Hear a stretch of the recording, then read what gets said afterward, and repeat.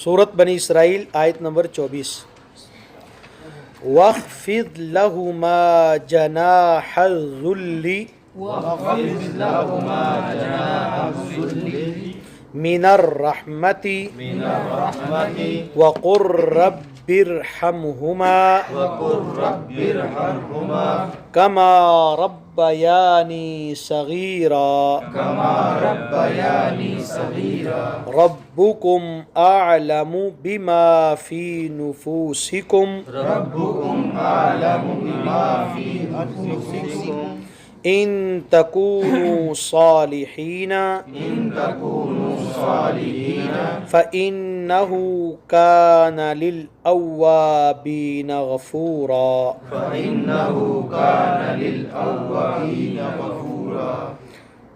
وَآتِ ذَا الْقُرْبَى حَقَّهُ وَالْمِسْكِينَ وَابْنَ السَّبِيلِ وَلَا تُبَذِّرْ تَبْذِيرًا إِنَّ الْمُبَذِّرِينَ كَانُوا إِخْوَانَ الشَّيَاطِينِ وَكَانَ الشَّيْطَانُ لِرَبِّهِ كَفُورًا.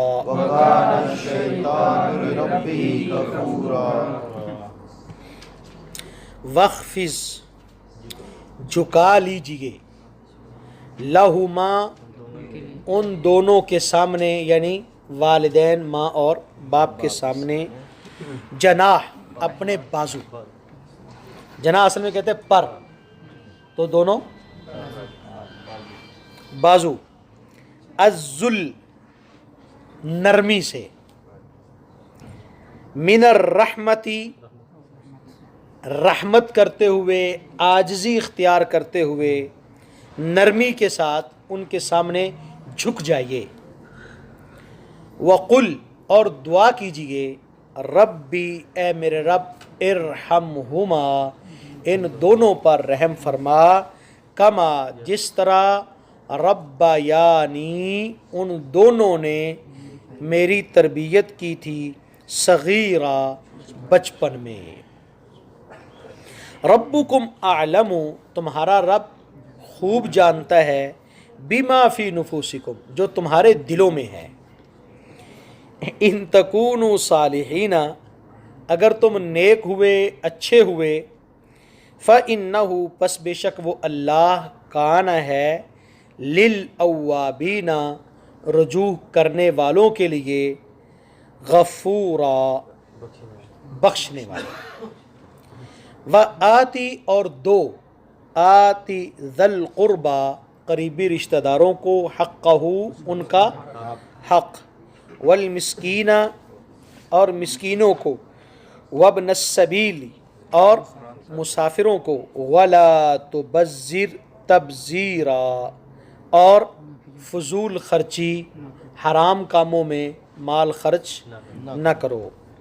ان المبذرین بے شک تبذیر کرنے والے، غلط جگہوں پر مال اڑانے والے، ضائع کرنے والے، کانو ہیں، اخوان الشیاطین شیطانوں کے بھائی، وکان الشیطان اور شیطان ہے، لربہ کفورا اپنے رب کا ناشکرا. واخفض لہما جناح الذل من الرحمہ اپنے والدین کے سامنے ہمیشہ نرمی اور شفقت کے ساتھ جھک کے رہیے، اکڑنا نہیں، اکڑ نہیں، ٹھیک ہے؟ اس لیے کہ انہوں نے تمہارے لیے بڑی محنت کی ہے، اپنی جوانی لگا دی، اپنی محنت لگا دی، اپنی زندگی کھپا دی. کیا خیال ہے؟ آج آپ یہاں پر کیوں بیٹھے ہیں؟ بچوں کے لیے بیٹھے ہیں. اپنی زندگی قربان کر کے آپ بیٹھے ہیں یہاں پر. ہر مرد کا دل کرتا ہے اپنی بیوی کے پاس رہنے کو، لیکن مرد کیوں نہیں رہ پاتا؟ صرف بچوں کے لیے. تو انسان اپنی زندگی کے سب سے بہترین سال جو ہیں وہ بچوں کے لیے قربان کرتا ہے. ساری محنت اپنی روٹی 2 روٹیوں کے لیے نہیں کرتا، بلکہ اس کی تو ساری زندگی چلتی ہی گزارے پر ہے، اپنے بچوں کے لیے کرتا ہے۔ اور یہ دنیا کا واحد رشتہ ہے جس میں حسد نہیں ہوتا، بالکل حسد سے پاک ہوتا ہے۔ یہ واحد رشتہ ہے۔ باپ چاہتا ہے کہ جو میرے اندر کمزوری رہ گئی ہے، میں زیادہ پڑھ نہیں سکا، میں زیادہ لکھ نہیں سکا، میں زیادہ آگے نہیں بڑھ سکا، چاہتا ہے کہ جو مجھ میں کمزوریاں ہیں وہ میرے بیٹے میں نہ ہوں۔ یہ واحد رشتہ ہے جو چاہتا ہے کہ میرا بیٹا مجھ سے آگے نکلے۔ باقی کوئی دنیا کا رشتہ نہیں ہے جو یہ چاہے کہ میرا یعنی کہ دوسرا جو ہے وہ مجھ سے آگے نکلے۔ کوئی کسی کو آگے نہیں نکلنے دینا چاہتا، لیکن اب باپ وہ چاہتا ہے کہ میرا بیٹا مجھ سے آگے نکل جائے۔ کیوں؟ اس کو بھی اپنا حصہ سمجھتا ہے کہ یہ آگے نکلے گا، یہ ترقی کرے گا، یہ عزت والا ہوگا، یہ دنیا میں معزز ہوگا، تو اس کی وجہ سے میری عزت ہے۔ اور آپ اندازہ کریں، جب بندہ چھوٹا ہوتا ہے لوگ پوچھتے ہیں یہ کس کا بیٹا ہے؟ آدمی کی پہچان باپ سے ہوتی ہے، اور جب آدمی بڑا ہو جاتا ہے پھر اس کی پہچان اس کے بیٹے سے ہوتی ہے۔ یہ جی فلاں صاحب کا باپ ہے، یہ اس کے والد محترم ہے۔ کیا خیال ہے؟ اسی وجہ سے ہر باپ اپنے بیٹے کو اپنے سے آگے لے جانا چاہتا ہے، اور یہی وہ جذبہ ہے جس کی وجہ سے دنیا ترقی کر رہی ہے، کہ ہر نسل اپنے بعد والی نسل کو ترقی کی جانب لے کے جاتی ہے، اس کی ترقی کے لیے محنت اور کوشش کرتی ہے۔ بلکہ ایک اور بات بتاؤں، بچہ پیدا ہونے کے بعد انسان کی اپنی خواہشیں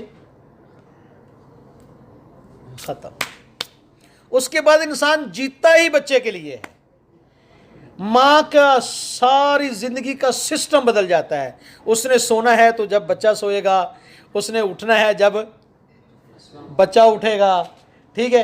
اس کی ساری زندگی اپنا اس کا کچھ رہتا ہی نہیں۔ اور یہ اللہ کا سسٹم ہے کہ ہر نسل اپنا سارا کچھ اس دنیا کی باغ ڈور اگلی نسل کے سپرد کرنے کے لیے محنت کرتی ہے۔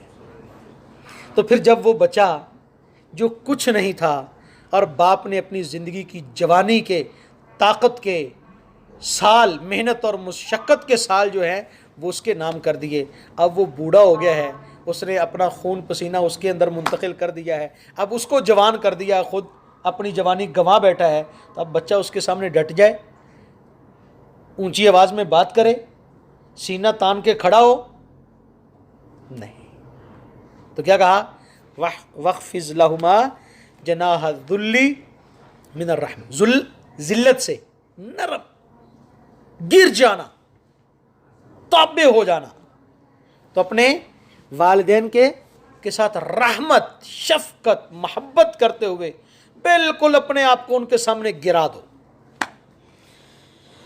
اللہ اکبر۔ اور صرف اتنی بات نہیں ہے، وَقُلْ رَبِّ ارْحَمْهُمَا كَمَا رَبَّيَانِي صَغِيرًا، ان کے لیے دعائیں بھی کیا کرو۔ انہوں نے بھی آپ کے لیے بڑی دعا کی، جب آپ پیدا ہوئے تھے نا تب سے انہوں نے دعا شروع کی۔ پیدا ہونے سے پہلے کرتے بہت، کیا خیال ہے؟ پیدا ہونے سے پہلے ہی والدین دعا کرنی شروع کر دیتے ہیں۔ مائیں جب حمل ہوتا ہے ان کی زندگی بدل جاتی ہے، ان کا مزاج بدل جاتا ہے، ان کی خوراک بدل جاتی ہے، ان کا سونا اور جاگنا بدل جاتا ہے، ان کا لباس بدل جاتا ہے، ان کی خوبصورتی بدل جاتی ہے، ہر چیز بدل جاتی ہے، اور وہ قبول کرتی ہے کہ نہیں ہیں؟ تو اب یہ بڑا سیٹھ اور سان اور بڑا طاقتور بن کے جناب ان کے سامنے اونچی بول لے، ہائے ہائے۔ تو فرمایا ان کے لیے دعا کیا کرو، اور دعا کیا کیا کرو؟ رب ارحمہما کما ربیانی صغیرا۔ یہ دعا سب بھائیوں کو یاد ہونی چاہیے، ٹھیک ہے؟ اور انشاءاللہ میں پوچھوں گا کسی دن کہ کس نے دعا کی، کہ اللہ ان دونوں پر رحم فرما، جس طرح انہوں نے مجھے شفقت اور رحم سے بچپن میں پالا تھا۔ والدین کس طرح پالتے ہیں؟ شفقت سے، محبت سے، اس کی تکلیف نہیں دیکھی جاتی، اس کی پریشانی نہیں دیکھی جاتی، ہر سہولت اس کو میسر کرتے ہیں، تو رحم ہی ہے نا۔ اور کتنے بچے ایسے ہوتے ہیں جو اپاہج ہوتے ہیں، ماں باپ اس کو پھینک دیتے ہیں، بچہ اندھا پیدا ہو جائے تو پھینک دیتے ہیں، بیمار ہو تو گھر سے نکال دیتے ہیں، ہائے ہائے۔ कितनी मुशक्क़तें बर्दाश्त करते हैं। एक प्रोग्राम आया, उसमें मैंने देखा, फेसबुक पर आया थोड़ा सा, कि एक माँ है, तकरीबन कुछ 70 साल उसकी उम्र है, उसके बच्चे सारे ही माजूर हैं, सारे बच्चे, किसी की उम्र 50 साल, किसी की 40 साल, किसी की 35 साल, सारे यानी कि बड़ी उम्र के हैं, और सबकी टांगें नहीं हैं। और वो 70 साल की माँ सारा दिन उनको बारी बारी उठा के बाथरूम में लेके जाती और लेके आती। उसने नहीं कहा जाओ मरो पड़ो, मैं ये जा रही हूँ। और माँ वाहिद रिश्ता है, बाप अगर मर भी जाए औरत आगे शादी नहीं करती कि नहीं मेरे बच्चे का क्या बनेगा। क्या ख्याल? कभी बैठ के ना वल्लाह वालिदैन की खिदमतें और उनकी जो हमारे लिए कुर्बानियाँ हैं, ज़रा उन पर गौर करना चाहिए इंसान को। अल्लाह फरमाता है रब्बुकुम अअलमु बिमा फी नुफूसिकुम, तुम्हारे दिलों में जो है ना वालिदैन के बारे में, वो मैं जानता हूँ। ऐसे बदबख्त भी जो कहते हैं बाबा मरेगा कब, हैं जबरदस्ती मार देते हैं। अब पिछले दिनों एक अखबार पे भी आई तस्वीर और फेसबुक पर भी आई कि सिर्फ इस बात पर बेटे ने माँ को मारा, रोटी नहीं दे रहा कि ये मकान मेरे नाम करो। बदबख्त, तू अकेला है, मकान है ही तेरा, ये मर जाएगी तो तुझे ही मिलेगा ना, किसको मिलेगा। लेकिन वो कहता नहीं, अभी मेरे नाम कर। इसका मतलब क्या, दिल में काला है, जैसे मेरे नाम करेगा इसको निकाल के फेंक दूंगा। और मारा उसको। मैं कल देखा, वो देखा, एक में देखा है, माँ उसको चरपाई में इधर से बांध दिया, फिर लत लत से मारता। हाय हाय। फरमाया इन तकूनु सालिन, अगर तुम अच्छे हुए, फ़इन्नहु कान लिल अव्वाबिन गफूरा, तो फिर अच्छों में से जो लोग तौबा करने वाले हैं अल्लाह उनके लिए गफूर रहीम है। हम क्या समझते हैं, भाई साहब नमाज पढ़ो, कहता नहीं अल्लाह बड़ा गफूर रहीम है। यार रोज़ा रख, कहता नहीं अल्लाह बड़ा गफूर रहीम है। कुरान पढ़ा कर, कहता नहीं अल्लाह बड़ा गफूर रहीम है। झूठ है ये। अल्लाह गफूर रहीम है, लेकिन किसके लिए? लिल अव्वाबीन, तौबा करने वालों के लिए गफूर रहीम है, न शुक्रों के लिए नहीं, बेनमाजों के लिए नहीं, कुरान से दूर भागने वालों के लिए नहीं। अल्लाह सिर्फ गफूर रहीम है किसके लिए? लिल अव्वाबीन, जो झुकता है, जो तौबा करता है, जो माफ़ी मांगता है, उसके लिए। और उसके बाद फरमाया व आति ज़िल क़ुरबा हक़्क़हु वल मिस्कीन, और अपने रिश्तेदारों को उनका हक़ दो, मिस्कीनों को उनका हक़ दो, वब्न सबील, और मुसाफिरों को उनका हक़ दो। उनका हक़ क्या है? कि उन पर माल खर्च किया जाए, उनके दुख तकलीफ़ में हिस्सा डाला जाए, उनकी परेशानियों को सुना जाए और ख़त्म करने की कोशिश की जाए। ये उनके हक़ हैं। सिर्फ वालिदैन का हक़ नहीं है, वालिदैन के जो रिश्तेदार हैं, ये जो हमारा ख़ानदान होता है, ये क्या होता है? दो ही होता है ना ख़ानदान, या बाप के रिश्तेदार या तो असल वो जो पूरा रिश्तेदारी का जो चक्कर घूमता है वो किस पर घूमता है? माँ बाप पर। बाप के रिश्तेदार वो मेरा ख़ानदान, माँ के रिश्तेदार वो मेरा ख़ानदान। तो जिस तरह बाप से मोहब्बत करनी है, माँ से मोहब्बत करनी है, इनका अदब करना है, इनके हुकूक पूरे करने हैं, इसी तरह उनके जो अगर रिश्तेदार हैं, फूफियाँ हैं, चचाएँ हैं, दादा दादी है, और आगे से आगे रिश्तेदार हैं, खालाएँ हैं, मामू है, नाना है, नानी है, इनके भी हुकूक पूरे करने हैं। और आम मिस्कीनों के भी, आम मुसाफिरों के भी। जब तुम ये पूरे करोगे, वला तुबज़िर तबज़ीरा, अपने माल को ज़ाया ना करो। इसलिए जो बंदा ज़ाया करने, जिसको अय्याशी की आदत पड़ जाती है, जो माल को ज़ाया करने लग जाता है, वो फिर रिश्तेदारों के साथ ताल्लुक़ तोड़ लेता है। वो फिर रिश्तेदारों पर ख़र्च नहीं करता, वो गरीबों को नहीं देता, वो मिस्कीनों को नहीं देता, उसका दिल सख्त हो जाता है। फिर वो क्या करता है? अपनी अय्याशी में माल लगाता है। तो अल्लाह ने फरमाया अय्याशी में ना लगाओ, किस पर लगाओ? रिश्तेदारों पर लगाओ, ये तुम्हारे आगे भी काम आएगा। तो तब्ज़ीर का मतलब होता है ऐसे जगह पर माल खर्च करना जो काम जायज़ नहीं है।